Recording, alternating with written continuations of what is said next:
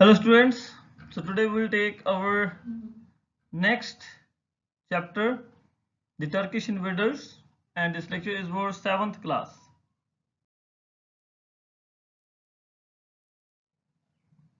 So let us begin.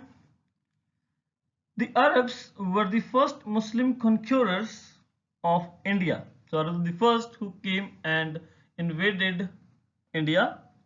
Muhammad bin Qasim, an Umayyad general, conquered the regions of Sindh and Punjab in CE 712. In the map you can see the territory added by Umayyad caliphs from CE 661 to CE 750 from Damascus, Syria. Damascus was their capital. From there they have started. They have conquered Iran, Baghdad, Afghanistan, Balochistan and Sindh and some part of Punjab. They came very near to the Indus River. But Arabs could not extend their rule in India at that time because of the strong resistance put up by the Rajputs. As on the other side of Indus River there were Rajputs who put stiff competition to Arabs, and Arabs dare not to cross Indus and fight with Rajputs. But due to constant wars among Rajput rulers, the Rajputs become weaker in 8th century. And from 1000 CE onwards, India was repeatedly attacked from northwestern side. Now the Turks become stronger in Central and West Asia as they had defeated the Byzantine Empire in 1453 CE. Thus these developments led to the incursions of Turks into northern India. The Turks become powerful force after the decline of Abbasids. Abbasids were being defeated in 1258 CE by Mongols. Mongols have came from Mongolia. And then there was a rise of Turks in Central and West Asia. The Turks established two major kingdoms of Ghazni and Ghor in Afghanistan. Mahmud was the first Turkish invader who invaded India from northwestern side. Now first of all, who is this Mahmud? Mahmud was son of Sebukatgin, who was a Turkish general. Sebukatgin was only 12 years old when somebody had kidnapped him and sold him to Bukhara's Amir Alaptagin. Alaptagin brought him up like his own son and married him to his own daughter. Then after the marriage, Sebukatgin came to Afghanistan and established Ghaznavid Empire. So this Muhammad was son of Sebukatgin. He was a ruler of Ghazni and he was interested in wealth rather than setting up an empire in Indian subcontinent. Now what are the reasons why Ghazni has attacked upon India? First reason, Mahmud needed a lot of money to organize a well-equipped army. Mahmud wanted to organize a large army, and for large army he needed a lot of money. So that's why he had attacked upon India.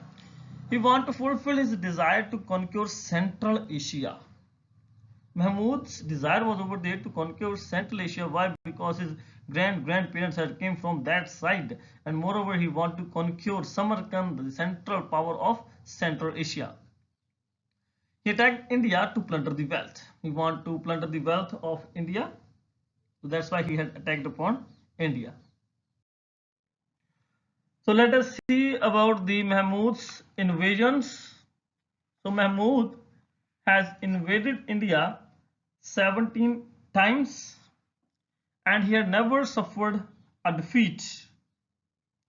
The weak political conditions of India attracted him most as he did not face any tough resistance from Indian side. So first of all, Mahmud defeated Jaipal. Jaipal was a ruler of Hindu Shahi dynasty. He used to rule in Pakistan, some part of Pakistan and some part of Afghanistan, particularly very near to the Peshawar. Mahmud defeated him in 1001 CE and take him as a prisoner to Ghazni. And after some time, Mahmud has let him free or set him free. Jaipal came back to his dynasty but he was not able to bear that insult that Mahmud of Ghazni has done to him, so he committed suicide. Jaipal was succeeded by Anandapal.